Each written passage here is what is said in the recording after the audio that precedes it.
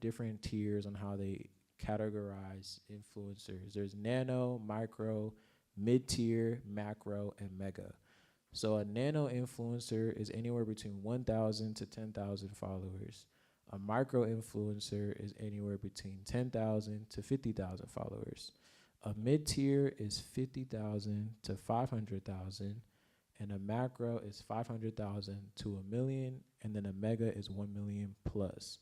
All of this really does, you being aware of this will be able to help you when it comes to negotiating your rates, because you can then do research on what other influencers are doing into and how they're rating themselves, categorizing themselves when it comes to the compensation, when it comes to talking to these brands. So there's actually a good site that I want y'all to write down. It's called FYMP.VIP.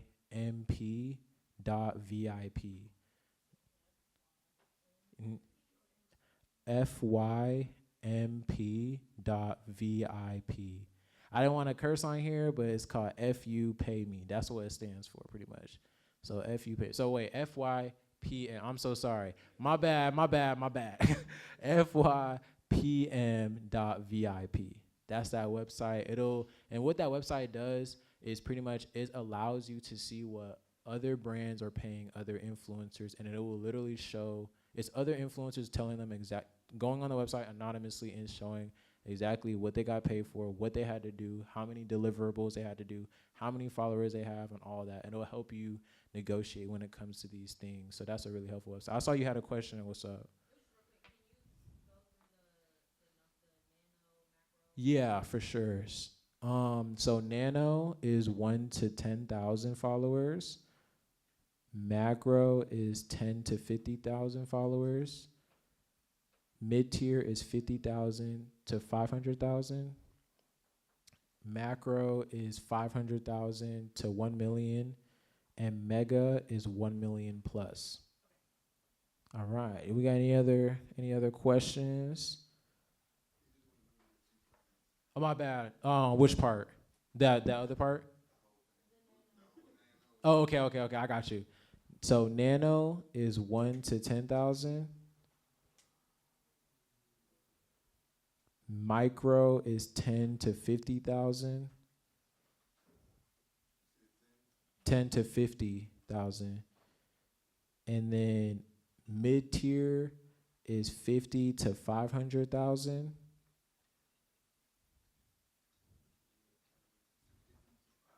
Yep. And then macro is 500 to 1 million.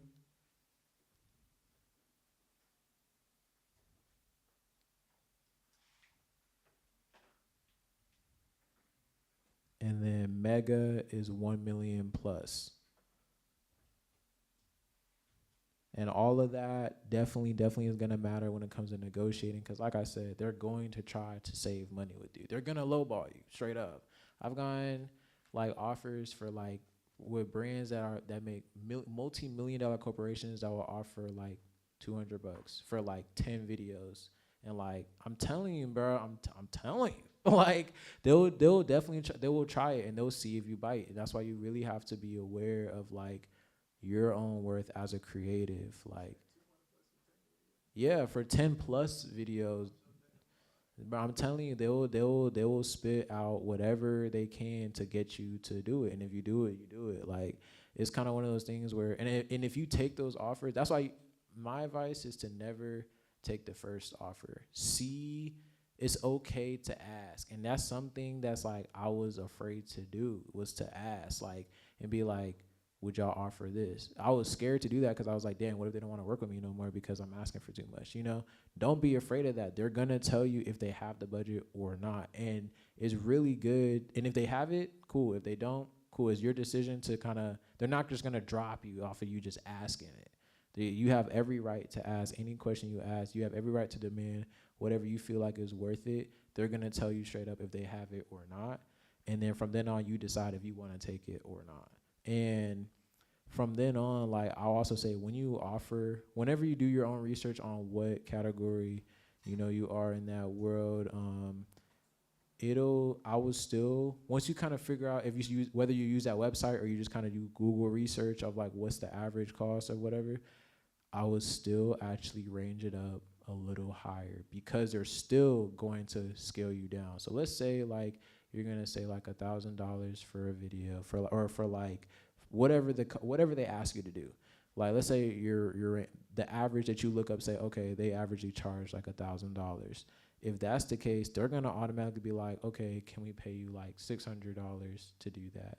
So it's really important that you say like, instead of saying 1,000, I'll say like 2,000, 3,000, because and that might sound crazy, but sometimes they'll actually go for it, especially if you've done the research on that brand. If you know that brand has the money, like you could just do some easy little research, how big they are, the scale of it, what they do, how many customers they have. All those things are gonna matter because sometimes they'll actually really go for it. Or if they don't go for the exact amount that you said, they'll be like, okay, if you say 3,000, can we meet in the middle like at 2,000, 2,300? Then you're getting more than what you even were gonna get in the beginning. And that's really where you wanna get at, because from then on, if you provide them with quality content, they're gonna come back and you can get that same exact, you won't go down from that rate. If they try to offer you down, you'd be like, I've worked with you guys before and y'all paid me this, so can we either meet that same rate or possibly go higher, you know what I'm saying? So it's just one of those things where you should definitely still try to scale up because they're always gonna try to scale you down. So go high before you go low. It takes me like to edit them about, well, I got kind of familiar with it, but it'll still take me about like 2 hours to make it. Maybe like like 2 hours, because I'll have to find the clips. And if it's just like a photo shoot that I shot and I just recorded all the BTS, putting all the clips together, it'll probably take me like, it'll probably still take me around like about an hour and a half to 2 hours, I would say, to edit a video and like do the voiceover. Now, I use CapCut to edit. It's real easy to use, you know what I'm saying? Like everything is there. You can also do so much with that app. And now, like, here's another thing when it comes to stimulating. There's a lot of different ways. So it's the audio, your visuals, but also for me, what's worked is the texts. So text on the screen, these are all things that are gonna keep the brain stimulated. The brain, you're reading something, you're hearing something, and you're watching something all at the same time. So there have 3 different ways to kind of recapture that person's attention, whether they're doing something else, just listening to you talk, or they're live watching the video and seeing all 3 of these things that act on action. And the text. So pretty much if you're talking in the video, I would definitely add subtitles to what you're saying. Yeah, it's gonna help. And there's different styles of how you could do that too. You could go, something that works for me is like if I have like an introduction, like my hook, I'll make my hook like pretty big. Yeah, just like to kind of just be in your face, just to stimulate your brain, kind of just be in your face, like boom, whether they read it or not. It's just like they're looking at it and kind of just triggers something in their brain to kind of keep watching whatever just came up. And then I'll just go like small with like what I'm actually saying. And then like, if you want to make it detailed and like highlight the main things, like basically go in and like kind of change the color of it. If you want to go like that, you can. I know with CapCut, you could do like automatic subtitles. Like you could just kind of like go in there and it would just automatically just create subtitles for whatever you're saying, your voiceover. So you could do it like that too. I've seen that work as well. So, and it's a more efficient way to do that as well. Because before, I would just go in, generate the subtitles, and go in and change the font, and then like do it like that. But the automatic subtitles thing too, it definitely works. It's definitely something that saves time, and that's an important thing when it comes to this stuff. Just because maximizing your time is always going to be really, really important when it comes to creating content and just life. Like when it comes to just life and knowing when to do all those things is important. And also pay attention. I'll do some research too, whether on your own account, if you have a business or creator account, you're able to see the insights of your followers and like their posts and all that. If you have that available, pay attention to when your followers are most active. It'll show you. And always post around those times. Now, if you just want a universal scale around, at least on TikTok, every day it varies, but overall posting overnight does work better than other times. As far as what I've had, all my experiences, me posting around like 11 p.m., 12 a.m., like, and just kind of just letting it flow overnight usually tends to do better for me than me posting in the afternoon. Yeah, it's kind of always worked like that. And that actually brings me to something I want to talk about, which is called SEO, which is search engine optimization. And with video, especially with TikTok, this really works more with TikTok. What I would do is I would go on TikTok and I would say, I would type in whatever niche that you are. So let's say, like, for example, like when I would make videos on Canon T6, I would look up Canon T6 and I would scroll down to where you see related, I think it says related searches. And it will show like all the people, what people are typically searching within that category. I would take all of that, literally go to your notes, type out everything that they're searching, put it in a paragraph before you post. Before you post on TikTok, take that paragraph, copy and paste it on the video, make it real small, move it off to the side, and then post it. Because it's gonna, all those key words that you're using is now gonna be in your video, even though it's not showing at all in the video. Yeah. Yeah, no. I mean, you could say it too. That'll, you could say it too. But what I was saying is like when you search up whatever niche, so like for example, for me, like I make videos surrounded by my T6. So if you're gonna make videos about that, for example, I will look up Canon T6, maybe Canon T6 pictures, Canon photography tips, whatever. Like scroll down a little bit on your TikTok, you'll see where it says related searches.